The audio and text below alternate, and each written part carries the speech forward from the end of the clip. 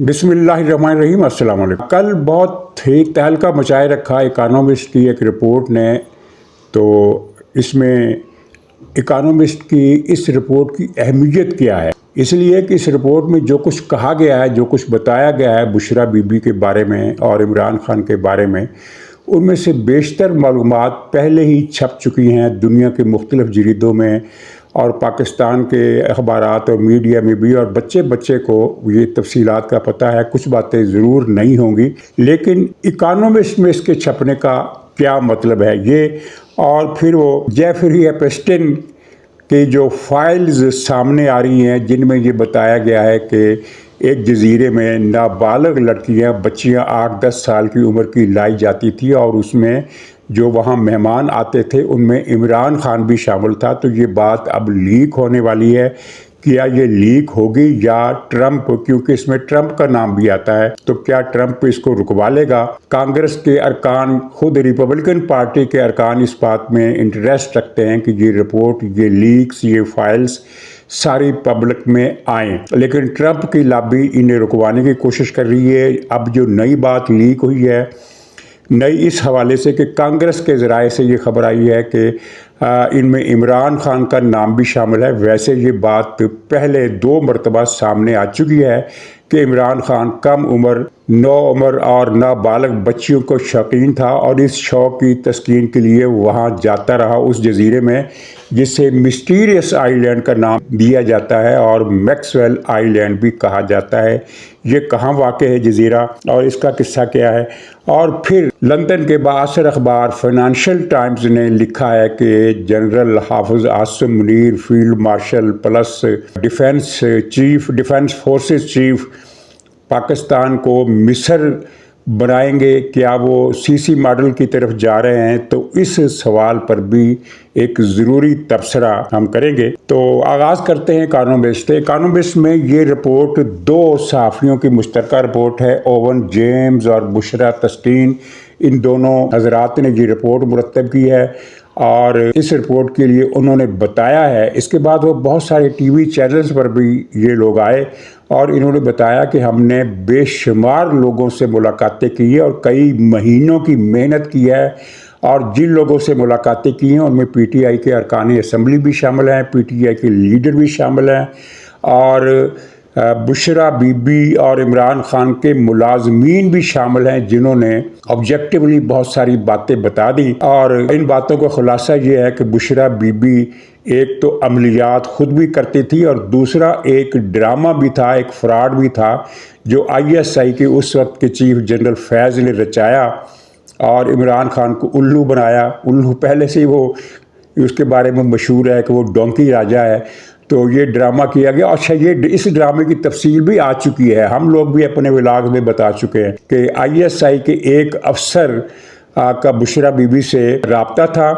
وہ Bushra be be کو اہم خبریں بتا دیا کرتا تھا، ایسی خبریں جو چند دنوں میں وقوع پذیر ہونے والی ہوتی ہے۔ مثلا کسی افسر کا تبادلہ، کوئی مستعفی ہو رہا ہے، کسی اہم آدمی کی خفیہ شادی۔ اب ایجنسیوں کو تو ان ساری چیزوں کا پتہ ہوتا ہے، تو وہ اس طرح کی خبریں بشریٰ بی بی کو کچھ دن پہلے بتا دیتا تھا۔ تو بشریٰ بی بی عمران خان کو یہ بتاتی کہ مجھے میرے موکلوں نے یہ خبر بتائی ہے کہ اس طرح ہونے والا ہے، اور پھر چند روز بعد وہ خبر آ جاتی تھی، یعنی اس بات کی تصدیق بھی ہو جاتی تھی کہ فلاں آدمی نے خفیہ شادی کی ہے، فلاں کی طلاق ہو گئی ہے، فلاں افسر کا تبادلہ ہو گیا ہے، یا جو بھی اس طرح کی خبریں جو اخبارات میں اس طرح سے نہیں آتی، سینہ گزٹ لوگوں تک پہنچ جاتی ہیں، پھر آہستہ آہستہ میڈیا تک بھی آ جاتی ہیں، لیکن وہ پیشگی کسی کو معلوم نہیں ہوتی سوائے متعلقہ اداروں کے، متعلقہ لوگوں کے، یا پھر خفیہ ایجنسیوں کے اہلکاروں کے، کیونکہ ان کی تو ڈیوٹی ہوتی ہے کہ وہ ہر جگہ ہونے والی سرگرمیوں پر نظر رکھیں۔ تو جب وہ بشریٰ بی بی بتاتی اور عمران خان کو 3-4 دن بعد پتہ چلتا کہ یہ خبر تو سچ تھی، اور جو بی بی کے موکلات ہیں انہوں نے بشریٰ کو صحیح اطلاع پہنچائی، تو وہ بشریٰ کی روحانیت کا قائل ہو جاتا، اور پھر بشریٰ ان دونوں پوزیشنوں کا فائدہ اٹھاتے ہوئے کالا جادو بھی وہ کرتی تھی۔ اس کا بھی میں ذکر کرتا ہوں کہ صرف یہ نہیں ہے کہ وہ ایک جعلی ایک نیٹ ورک کے ذریعے عمران خان کو الو بنایا جاتا تھا، کالا جادو بھی وہ کرتی تھی۔ تو اس روب کی وجہ سے پھر عمران خان کو جو فیصلے بشرا کہتی کہ فلاں کو رکھو، فلاں کو نکال دو، فلاں کو یہ عہدہ دے دو، تو عمران خان یہی سمجھتا تھا کہ یہ عالم بالا سے ہدایت آئی ہے، یہ عرشوں پر لکھا ہوا پڑھ کر آئی ہے، تو ایسے ہی کرنا ہے جیسے یہ کہتی ہے۔ اور یہی وجہ ہے کہ ایک مرتبہ اس رپورٹ میں بتایا گیا ہے کہ ایک پرواز کہیں جانی تھی تو مقررہ وقت سے 4 گھنٹے بعد وہ روانہ ہوئی۔ وجہ یہ تھی کہ بشرا بی بی نے کہا تھا کہ یہ ٹائم پرواز کے لیے مناسب نہیں ہے، اگر اس وقت پرواز کی گئی تو کچھ ہو سکتا ہے، کوئی حادثہ ہو سکتا ہے، کچھ بھی ہو سکتا ہے۔ تو 4 گھنٹے کے بعد شبھ گھڑی آئی، اس کے بعد پرواز کو اجازت ملی، اور اہم تقرریہ ہی نہیں، حکومت کے کئی سیاسی فیصلوں، انتظامی اور معاشی فیصلوں میں بھی بشرا کا فیصلہ حتمی حیثیت رکھتا تھا۔ بشرا کہتی تھی کہ یہ کام ایسے کرنا ہے تو وہ عمران خان کرتا تھا، ورنہ وہ اسے روک لیتا تھا اور انتظامی فیصلوں پر عمل نہیں ہوتا تھا۔ یہی وجہ ہے کہ عمران خان کے دور میں انتظامی حالات اور معیشت کا دونوں کا جنازہ نکل گیا۔ تو یہ اس کے پیچھے بشرا بی بی تھی، یہ اس کا خلاصہ ہے۔ اچھا، اب پی ٹی آئی کے لوگ کیا کہہ رہے ہیں؟ وہ کہہ رہے ہیں کہ یہ فرمائشی ہے۔ فرمائشی سے مراد یہ ہے کہ پاکستان کی گورنمنٹ نے یہ چھپوایا ہے مضمون سفارش کر کے، اور اس کی وجہ کیا ہے؟ عدلیہ کے بحران سے توجہ ہٹانا مقصود ہے۔ اب اس کا پوسٹ مارٹم کر لیجیے، عدلیہ کے بحران سے اگر توجہ نہ ہٹے تو حکومت کو کیا نقصان ہو سکتا ہے؟ کوئی نقصان نہیں ہے۔ وہ سیدھی سی بات ہے، اداروں نے اور حکومت نے تہیہ کر لیا ہے کہ ایک چھوڑ 12 جج بھی استعفیٰ دے دیں، 12 چھوڑ 22 جج بھی استعفیٰ دے دیں تو ہمیں ایک تنکا بھر بھی اثر نہیں پڑے گا۔ حکومت کو اس سے توجہ ہٹانے کی ضرورت ہی کیا ہے؟ اور دوسری بات یہ ہے کہ اکانومسٹ کے بارے میں پوری دنیا کے اندر یہ اتفاق رائے ہے کہ اس کی دی گئی خبر کو آج تک کسی نے چیلنج نہیں کیا۔ یہ دنیا کے معتبر ترین جریدوں اور میڈیا ہاؤسز میں ٹاپ پر ہے، یعنی گارجین کا نمبر بھی اس کے بعد آتا ہے، ٹائم کا نمبر بھی اس کے بعد آتا ہے، اور دی ٹائمز آف لندن یا گارجین یا انڈیپینڈنٹ، یہ سب اکانومسٹ کے بعد آتے ہیں۔ اکانومسٹ کی خبر کو آج تک کسی نے چیلنج کیا نہ، آج تک اس کی کوئی رپورٹ غلط چھپی۔ اس کی وجہ یہ ہے کہ ان کے جو اپنے سیٹ گائیڈ لائنز ہیں، پالیسی لائنز جو ہیں، وہ بتاتے ہیں کہ آپ نے اپنے عملے کو کہ آپ نے کام کس طرح کرنا ہے، اور پھر ایسا اکانومسٹ میں نہیں ہوتا کہ ایک رپورٹر نے خبر لکھی، فیچر لکھا، رپورٹ لکھی، اور ایڈیٹر نے اس کو کاما فل سٹاپ لگا کر اس طرح کی ایڈیٹنگ کر کے اسے چھاپ دیا۔ بورڈ غور کرتا ہے کہ اس میں کہاں کہاں اندیشہ ہے خبر کے کسی پوائنٹ کے غلط ہونے کا، کہاں کہاں اندیشہ ہے، وہ ساری تسلی کرنے کے بعد چھاپتا ہے۔ تو اب پی ٹی آئی نے ایک اعلان کیا ہے اور کہا ہے کہ ہم اس رپورٹ کو عالمی فورمز پر چیلنج کریں گے، برطانیہ میں بھی اس پر کیس کریں گے۔ وہ کبھی کیس نہیں کریں گے، اس سے پہلے بھی عمران خان کے خلاف جتنی رپورٹیں آئی ہیں اس طرح کی، اور ہر بار پی ٹی آئی نے اعلان کیا کہ ہم اس کو عدالت میں لے جائیں گے، وہ نہیں لے کر گئے، کیونکہ رپورٹیں سچی تھی اور اخبار کو جھٹلانا ان کے لیے ممکن نہیں تھا۔ اور اکانومسٹ تو وہ جریدہ ہے کہ وہ تو کسی عدالت میں کیس ہارنے کا تصور ہی نہیں کر سکتا، اس کی ساکھ اتنی زیادہ ہے، چنانچہ وہ ایسی چیز چھاپتے ہی نہیں ہیں جن کو کل عدالت میں چیلنج نہ کیا جا سکے۔ اسی وجہ سے وہ ٹی وی چینلز پر آ کر کہہ رہے ہیں کہ ہم نے اتنے ملازموں سے اور پی ٹی آئی کی اتنے لیڈروں سے، پاکستان کے اتنے صحافیوں سے انٹرویوز کیے ہیں، اس کے بعد یہ رپورٹ بنائی ہے۔ تو اس کا مطلب یہ ہے کہ انہوں نے جن جن لوگوں سے انٹرویو کیے وہ سب کے ریکارڈنگ ان کے پاس موجود ہوگی، اور پی ٹی آئی اب یہ اپنی خفت مٹانے کے لیے ایک طرف وہ کہہ رہی ہے کہ ہم چیلنج کریں گے، دوسری طرف وہ کہہ رہی ہے کہ یہ حکومت پاکستان نے فرمائشی مضمون چھپوایا ہے۔ پیڈ آرٹیکل جس کو کہتے ہیں، یہ پیڈ آرٹیکل نہیں ہے۔ Paid article letters to the editors کی فہرست میں تو چھپ جایا کرتے ہیں، جس طرح عمران خان کے دور میں چھپا کرتے تھے، اور جہاں پھر ایک دھوم مچائی جاتی تھی کہ دیکھو فلاں انٹرنیشنل جریدے نے یہ لکھ دیا، حالانکہ وہ قارئین کا جو سیکشن ہوتا ہے جس کی ذمہ داری ادارے پر عائد نہیں ہوتی، وہ اس سیکشن میں چھپتے تھے۔ تو پی ٹی آئی کے لیے یہ ایک بڑی پریشان کن خبر ہے، اس لیے کہ یہ اکانومسٹ میں آئی ہے، اور اب اس بات کا شہرہ جتنا ہو گیا ہے، اتنا شہرہ اب تک چھپنے والی تمام رپورٹوں کے حاصل جمع سے بھی نہیں ہو سکا تھا۔ جتنا غل اب مچا ہے، جتنی بات پھیلی ہے، یعنی وہ کو بکو پھیل گئی بات تیری رسوائی کی، یہ صورتحال پیدا ہو گئی ہے۔ اچھا، اب اس میں جو باتیں ہیں وہ ساری ظاہر اخبارات میں بھی آ گئیں، ٹی وی پر بھی آ گئیں، آپ نے سن بھی لی۔ یہ جو ایک تاثر اگر کوئی صاحب یہ نکالنے کی کوشش کریں کہ اس کا مطلب یہ ہے کہ یہ سارا فراڈ تھا، دھوکہ تھا، بشریٰ بی بی کی عملیات کا یہ سارا ڈھونگ تھا، تو ایسی بات نہیں ہے۔ بشریٰ بی بی کالا جادو جانتی تھی اور کرتی بھی رہی ہے۔ یہ الگ بات ہے کہ اس کا جس کو وہ کہتے ہیں نا سدھ کرنا، کالے جادو میں ایک اصطلاح ہوتی ہے سدھ کرنا۔ سدھ کرنے سے مراد یہ ہے کہ اس جاپ کو اتنا زیادہ کرنا کہ وہ اس کے موکل، اس کے بیر قابو میں آ جائیں اور کوئی کمی کوتاہی نہ رہ جائے۔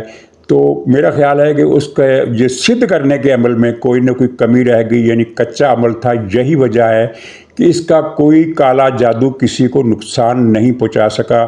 اس نے باجوہ پر کالا جادو کیا، باجوہ کا کچھ نہیں بگڑا۔ اس نے حافظ عاصم منیر پر تو اتنے زیادہ جادو کیے کہ باجوہ والا جادو تو اس کے مقابلے میں کچھ بھی نہیں تھا۔ حافظ عاصم منیر کا جو بگڑا وہ آپ کے سامنے ہے کہ وہ کہاں سے کہاں پہنچ گیا۔ اور پھر اس نے مخالف لیڈروں پر بھی جادو کرائے، اور وہ افسر جو اس کی گرفتاری کے لیے پہنچے تھے اس وقت گرفتار نہیں کیا جا سکا تھا، بعد میں گرفتار ہوا، ان کے خلاف بھی اس نے جادو کیا۔ اور حالت یہ تھی کہ ان میں سے ایک افسر نے کسی اخبار میں بھی اس کو بتایا کہ مجھ پر جادو کا اثر ہو گیا ہے، میرا یہ نقصان ہو گیا ہے۔ تو میں نے اس وقت ولاگ میں کہا تھا کہ یہ نقصان اس کا اتفاقی تھا، اگر وہ بشریٰ بی بی کے گھر چھاپا نہ مارتا تب بھی یہ نقصان ہونا تھا، اس کا جادو سے کوئی تعلق نہیں ہے۔ پھر بعد میں پتہ چلا کہ وہ افسر بھی اب مطمئن ہے کہ مجھ پر کالا جادو نہیں ہو سکا۔ اس کا کالا جادو کسی پر چل نہیں سکا۔ اس نے کالا جادو راجستھان کے ایک عامل سے سیکھا تھا، ایک یا ایک سے زیادہ عامل سے سیکھا تھا، کوئی نہ کوئی کمی کوتاہی رہ گئی۔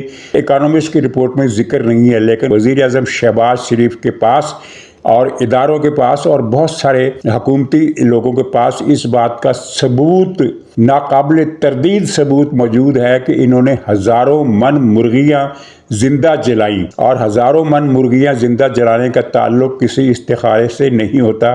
ظاہر ہے آپ بھی سمجھتے ہیں کہ کسی جانور کو زندہ جلانے کا تعلق کسی روحانی عمل سے، کسی قرآنی عمل سے کوئی تعلق نہیں رکھتا۔ یہ صریحاً کالے جادو کی کارروائی تھی جس کا نتیجہ نہیں نکل سکا اور عمران خان کی حکومت نہیں بچ سکی۔ اور یہ جو رسومات تھی ان کا تعلق بھی کسی استخارے یا روحانی عمل سے نہیں تھا کہ آپ نے کسی جنازے میں نہیں جانا، کسی میت کا منہ نہیں دیکھنا، جہاں موت ہوئی ہو وہاں سے 1.5 کلومیٹر دور رہنا، اس طرح کی باتیں، اس طرح کی ہدایات اس نے عمران خان کو دے رکھی تھی اور عمران خان نے ان پر عمل کیا۔ پھر اس کے علاوہ عمران خان کو یہ بھی ہدایت تھی کہ فلاں تاریخ کو لال رنگ کے کپڑے پہننے، فلاں تاریخ کو کالے رنگ کے کپڑے پہننے، فلاں تاریخ کو اس رنگ کے کپڑے پہننے ہیں، یہ کام اس کے بعد کرنا ہے اور وہ کام اس سے پہلے کرنا ہے۔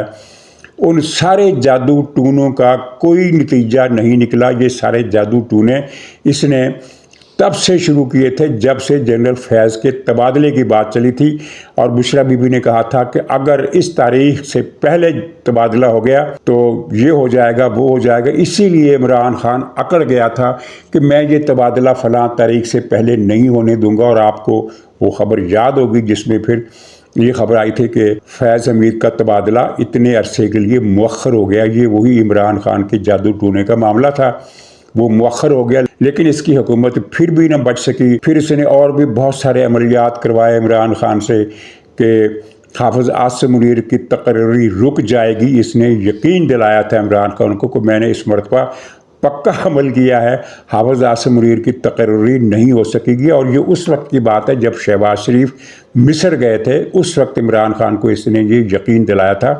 مصر کے بعد پھر وہ لندن چلے گئے۔ لندن سے نواز شریف نے شہباز شریف کو آرڈر کیا کہ ہر صورت میں تم نے حافظ عاصم منیر ہی کا نام دینا، کسی اور نام کو کنسیڈر نہیں کرنا۔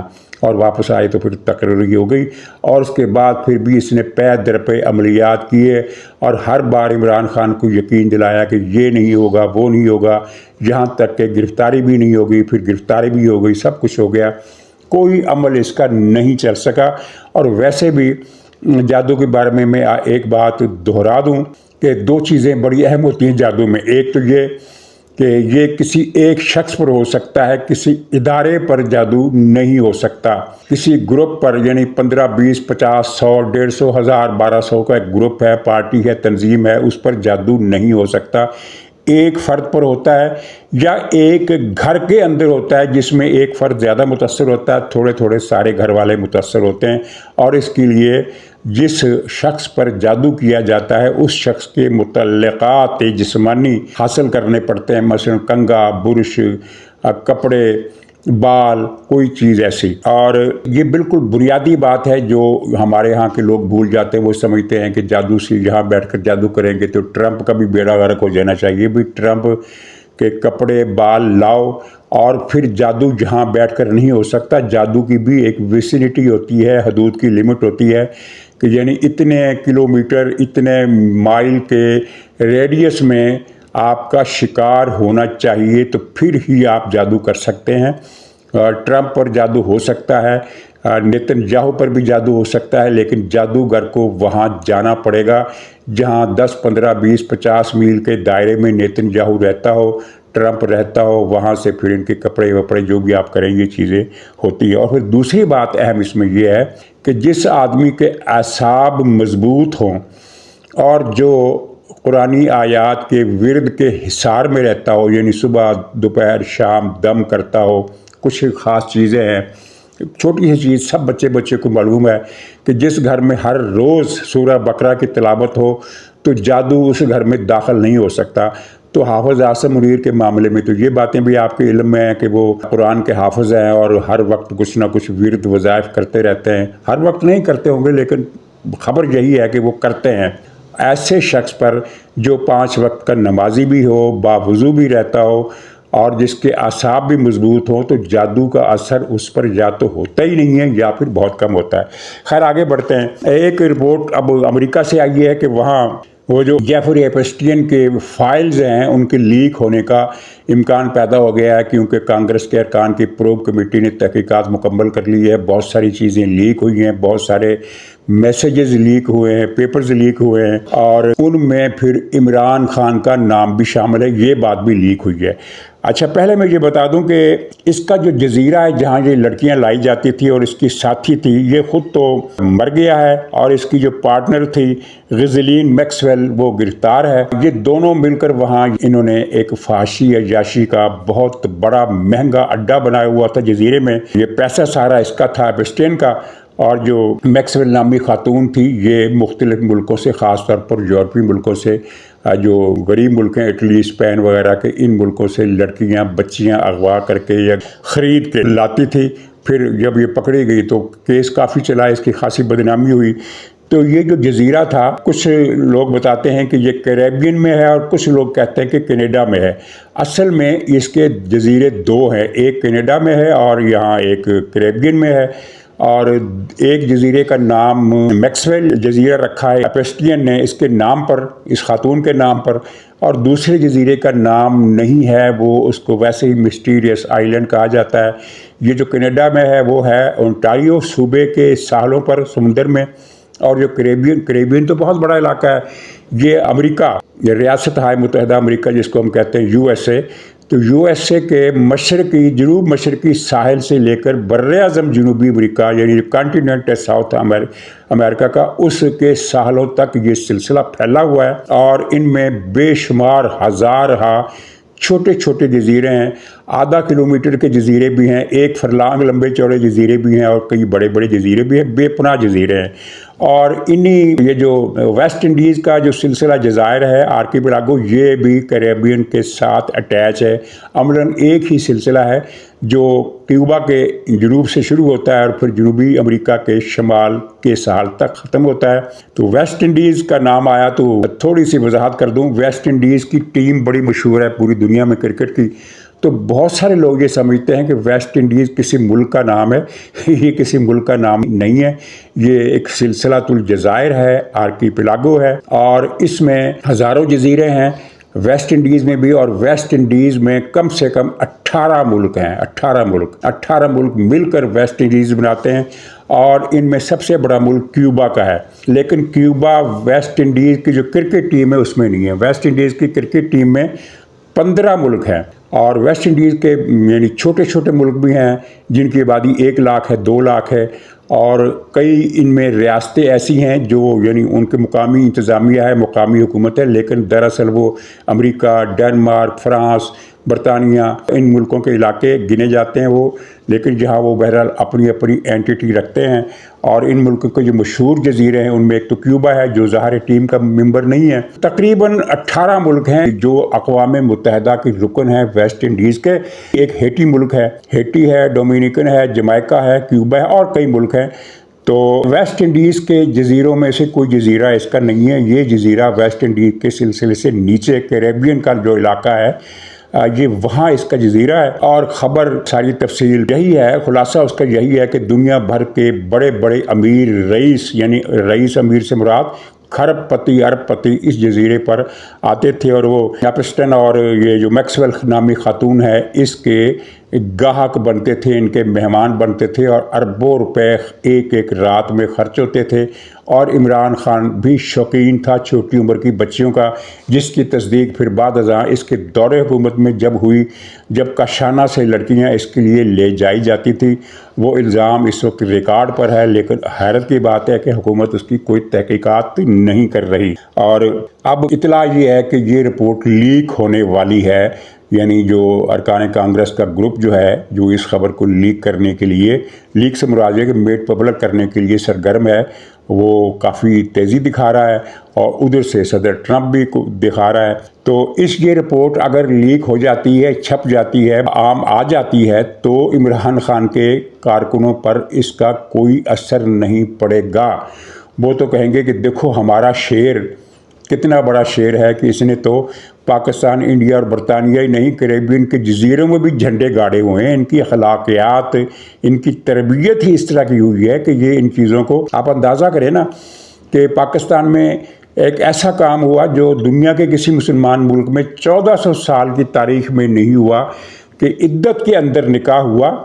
और जब इद्दत के अंदर निकाह का ये गैर शरई बल्कि हराम मसला जब सामने आया तो इन लोगों ने अपनी बेपनाह प्रोपेगेंडा मशीनरी के ज़रिए शोर मचाया कि ये तो इमरान खान की ज़ाती ज़िंदगी का मसला है और जो इस ज़ाती मसले को उठाकर बाहर लाएं गंदे तो वो लोग हैं। यानी गंदा वो नहीं है जिसने गंदा काम किया है, गंदा वो है जो गंदे पर उंगली उठा रहा है। और एक ऐसी फ़ज़ा बन गई कि टीवी पर मैंने बड़े बड़े लोगों को देखा ये कहते हुए कि नहीं यार वो इद्दत में निकाह वाला मसला नहीं उठाना चाहिए था, ये तो गंदी बात है, ये तो गंद उछालने वाली, इस तरह की बातें। तो फिर ये भाई ये तो जब कैरेबियन की ये रिपोर्ट सामने आएगी कि इमरान खान वहाँ क्या क्या गुल खिलाता रहा है, तो पीटीआई के लोग तो यही कहेंगे कि ये ज़ाती मसला है। दो किस्म के लोग ही मिलेंगे पीटीआई में, एक वो जो कहेंगे कि ज़ाती मसला है और दूसरे वो जो कहेंगे कि देखो हमारे शेर ने कहाँ कहाँ झंडे गाड़े। दोनों किस्म के लोग पीटीआई में मौजूद हैं और इनकी प्रोपेगेंडा मशीनरी दोनों हथियार इस्तेमाल करना जानती है। नाज़रीन की जो सीसी मॉडल वाली बात है इंशाल्लाह अगले व्लॉग में करेंगे, क्योंकि इसी में प्रोग्राम खासा लंबा हो गया। इजाज़त दीजिए, इंशाल्लाह अगले व्लॉग में मुलाकात होगी। खुदा हाफ़िज़।